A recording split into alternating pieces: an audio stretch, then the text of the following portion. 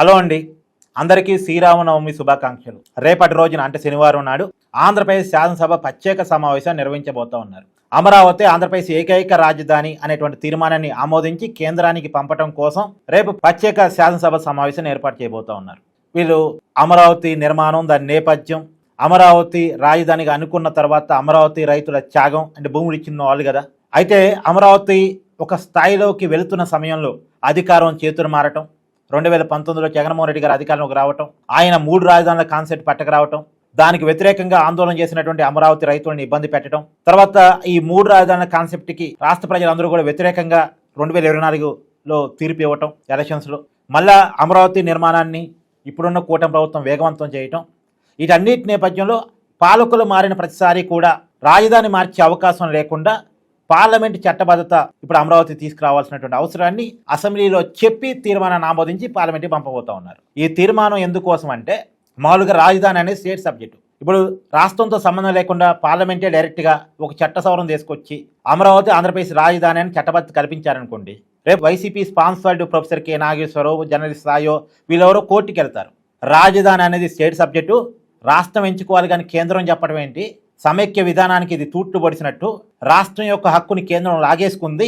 రాష్ట్ర రాజధాని ఏంటో రాష్ట్ర ప్రభుత్వాలు డిసైడ్ చేసుకుంటే కేంద్రం ఎవరు చెప్పటానికి అని వీళ్ళు కోర్టుకి వెళ్తారు. కోర్టుకి వెళ్ళినప్పుడు లేదు రాష్ట్రం అడిగితేనే మేము చట్ట సవరణ చేసుకొచ్చామని కేంద్రం చెప్పాలి కదా.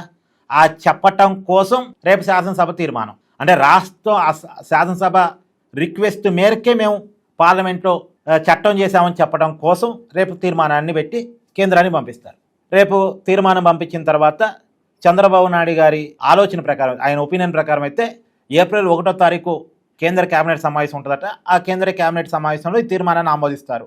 వెంటనే ఏప్రిల్ 2వ తారీఖు పార్లమెంటు సమావేశాలు దీన్ని ప్రవేశపెడతారు అని. మరి ఈ సమావేశాల్లోనే ప్రవేశపెడతారా? ఇప్పుడు ఏప్రిల్ 2 వరకే కాబట్టి ఇప్పుడు ఆల్రెడీ కీలకమైన బిల్లు, ఇది అసెంబ్లీ స్థానాలు, పార్లమెంటు స్థానాలు పెంపుకు సంబంధించిన బిల్లు, మహిళలకు సంబంధించిన 33% రిజర్వేషన్ బిల్లులు ఉన్నాయి కాబట్టి ఈ అమరావతి తీర్మానాన్ని నెక్స్ట్ పార్లమెంట్ సెక్షన్స్కి ఏమన్నా ఫార్వర్డ్ చేస్తారో తెలియదు, చూడాలి. చంద్రబాబు నాయుడు గారి అంచనా అయితే ఈ పార్లమెంట్ సమావేశంలోనే అయిపోద్ది అనుకుంటున్నారు, చూడాలి.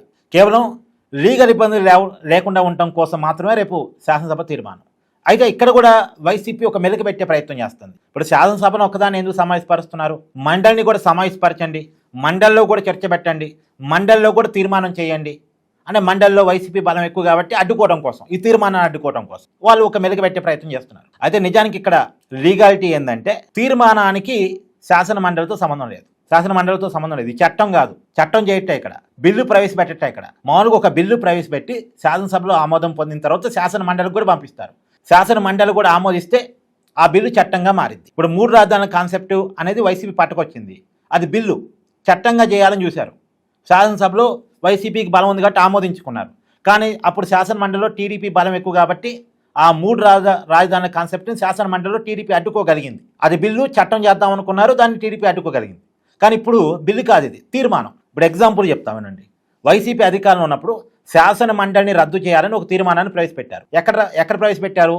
శాసనసభలో ప్రవేశపెట్టారు. ఆ శాసన మండలి వేస్ట్, అదొక రాజకీయ నిరుద్యోగుల సభ, అది ప్రయోజనం లేదు, డబ్బులు వేస్ట్ అని చెప్పేసి దాన్ని రద్దు చేయాలని శాసనసభలో ప్రవేశపెట్టారు తీర్మానాన్ని. మరి శాసన మండలిని రద్దు చేయాలని శాసన మండలిలో కూడా తీర్మానాన్ని ప్రవేశపెట్టారుగా, పెట్టలే, అవసరం లేదు కాబట్టి పెట్టలే.